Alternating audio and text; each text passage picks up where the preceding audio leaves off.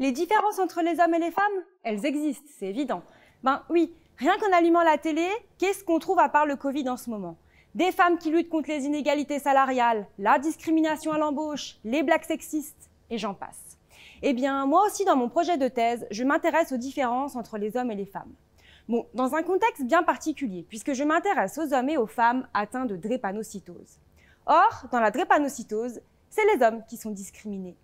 J'y reviendrai. Dans un premier temps, il faut tout de même que je vous explique ce qu'est cette maladie et que je vous fasse part de mon important travail de littérature réalisé en amont. Oui, en thèse, on lit beaucoup. Donc la drépanocytose, maladie génétique la plus fréquente dans le monde avec 5 millions de personnes atteintes. Pourtant, je suis sûre que beaucoup d'entre vous ne la connaissaient pas. Les globules rouges, c'est-à-dire les cellules chargées du transport de l'oxygène dans le sang, sont normalement de forme bien ronde. Eh bien, dans le cas de la drépanocytose, elles prennent la forme d'une faucille, d'un croissant. Résultat, elles se détruisent, entraînent une anémie. Certaines bloquent la circulation au niveau des artères et des vaisseaux sanguins, empêchant donc la distribution de l'oxygène dans l'organisme et aux muscles, conduisant parfois même à des douleurs thoraciques et pulmonaires importantes. Pour revenir à ce que j'ai avancé, dans la drépanocytose, les femmes seraient moins impactées. En effet, la fréquence des crises douloureuses par an est plus importante chez les hommes que chez les femmes. De plus, les complications graves sont principalement observées dans la population masculine. Alors comment expliquer ces différences? Eh bien, elles ont été attribuées à des variations hormonales observées chez les deux sexes après la puberté. Les femmes, elles qui ont pour réputation des sautes d'humeur quand leurs hormones leur jouent des tours. Eh bien, ces hormones-là, ces oestrogènes leur sont une force. Et c'est sans compter sur la présence de l'hémoglobine fœtale, une hémoglobine aux vertus protectrices que les femmes développent pendant la grossesse.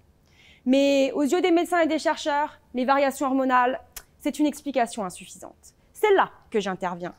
Mes premières expérimentations de thèse ont consisté en l'analyse de petits bouts de muscles de patients drépanocytaires, hommes et femmes. Ma contribution dans une étude réalisée pour la première fois chez l'humain et comparant les deux sexes. Si les globules rouges ont un rôle important dans le transport de l'oxygène, c'est sans oublier l'action des petites protéines qui viennent les suppléer. J'ai voulu regarder si à ce niveau, les femmes étaient aussi meilleures que les hommes. Ont-elles plus de protéines et donc un apport en oxygène plus important, leur évitant toutes les complications citées précédemment? Pour cela, j'ai broyé les muscles pour en faire de la poudre. J'ai mélangé cette poudre à différentes solutions chimiques. Chaque protéine a sa recette et malheureusement, elle ne fonctionne pas toujours du premier coup.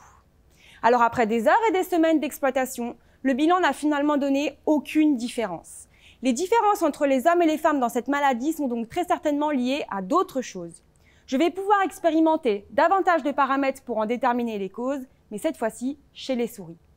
Comme dirait mon directeur de thèse, cette absence de différence n'est pas une absence de résultat.